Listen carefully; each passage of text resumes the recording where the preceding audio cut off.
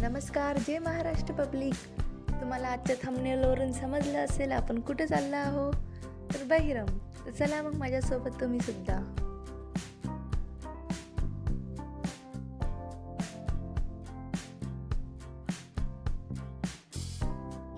आम्ही थांबलो होतो पेट्रोल पंपवर. मग मी तिथे काढले काही फोटो. दुरून सुद्धा हे मंदिर दिसत आहे. तुम्हाला दिसलं का? नक्की कमेंट करून सांगा.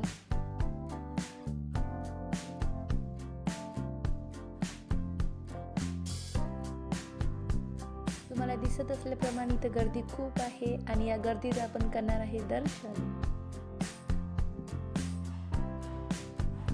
बहिरम बाबा मंदिराचं मुख्य प्रवेशद्वार आहे हे, ज्यामधून आता आपण जाणार आहोत. इथं खूप सारे दुकानं होते नारळ आणि प्रसादाचे.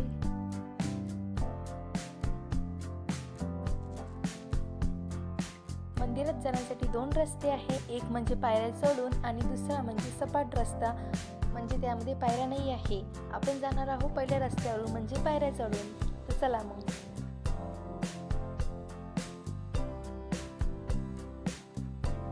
माझ्यासोबत तुम्हाला पण पायऱ्या चढायच्या आहे. चला मग आपण पायऱ्या चढून पटकन पुढे जाऊ.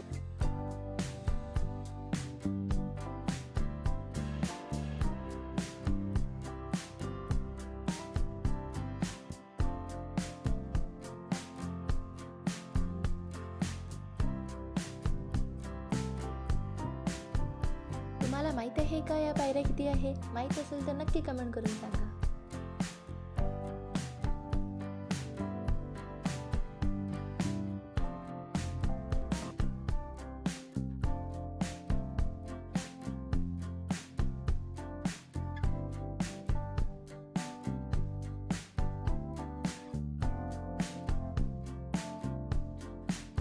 आपण पोचलो आता मंदिरात. तर चला मग आता दर्शन घेण्यासाठी आपण लाईनीत उभं राहू.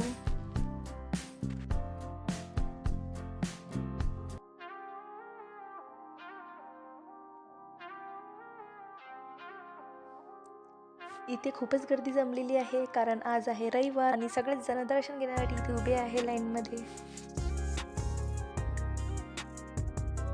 हे पहा माझ्या आजूबाजूची गर्दी. आणि ह्या व्लॉगमध्ये तुम्ही किंवा तुमच्या ओळखीचे कोणी असेल तर नक्की कमेंट करून सांगा.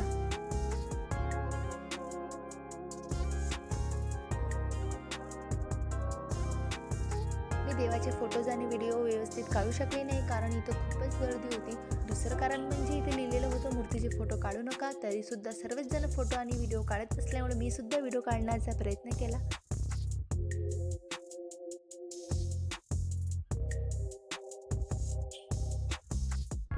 इथे नारळ फोडणं चालू आहे. तर चला मी तुम्हाला दाखवते नारळ कसे फोडतात मशीनमध्ये.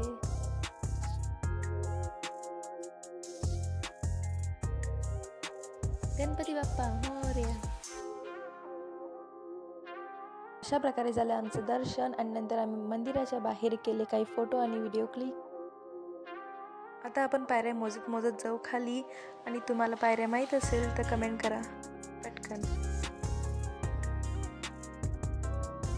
आता जाणार आहोत आपण पायऱ्या उतरून खाली आणि नंतर घुमू मग आपण यात्रा. चला मग. मी सर्वच दुकानाची व्हिडिओ काढू शकले नाही, कारण मी शॉपिंग करण्यात बिझी झाली होती. त्यामुळे मी व्हिडिओ काढायचीच विसरली. आता आम्ही निघालो परत जाण्यासाठी. आणि इथं खूप सारी गर्दी, ट्रॅफिक सुद्धा आहे आणि मंदिर सुद्धा आपल्याला दिसत आहे.